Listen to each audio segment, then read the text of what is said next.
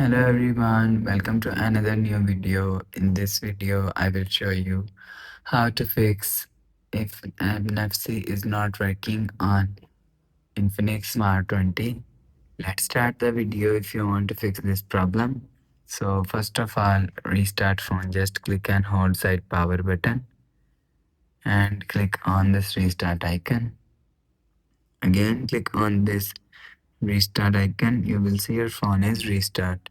After restarting, enter phone pin and you will see your problem is solved.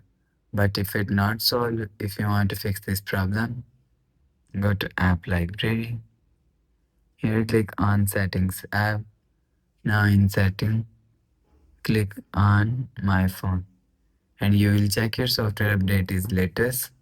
If it not latest, update your software latest. After update software latest, go back to home screen. You will see your problem is solved.